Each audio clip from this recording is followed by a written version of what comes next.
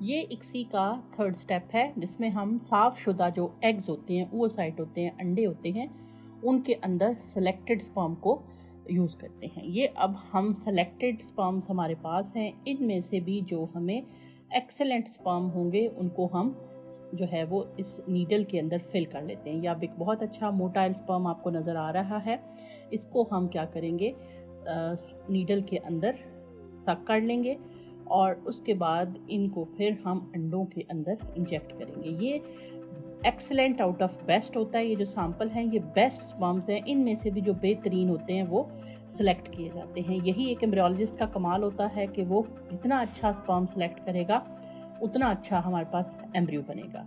यहाँ पे आके इक्सी जो है वो नेचुरल से ऊपर चला जाता है क्योंकि इसमें सेलेक्टेड स्पर्म्स और सेलेक्टेड एग्स जो हैं वो यूज़ होते हैं। अब यहाँ पे देखें आप, इस स्टेशन के ऊपर इक्सी को परफॉर्म किया जाता है। जो हमारे एम्ब्रियोलॉजिस्ट हैं वो इक्सी कर रहे हैं। ये वो साफ एग्स हैं जिनके अंदर एक एक करके हम अब हेल्दी स्पर्म को इंजेक्ट करते जाएंगे।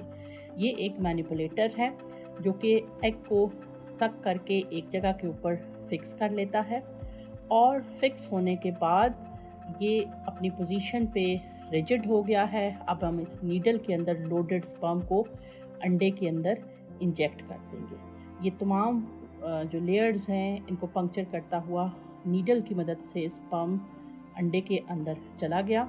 अब इस प्रोसेस को कहते हैं इंट्रासाइटोप्लाज्मिक स्पर्म इंजेक्शन, कि हमने वो साइट के साइटोप्लाज्म के अंदर एक स्पर्म को इंजेक्ट कर दिया है।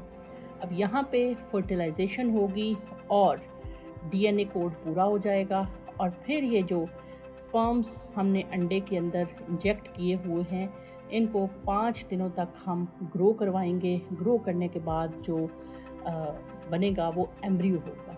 उन एम्ब्रियोज़ को हम फ्रीज़ कर लेंगे सिंगल और ट्विंस के अटैम्प्ट के साथ और उसके बाद फिर हम जो है वो पेशेंट के अंदर ट्रांसफ़र करेंगे और प्रेगनेंसी हो जाएगी।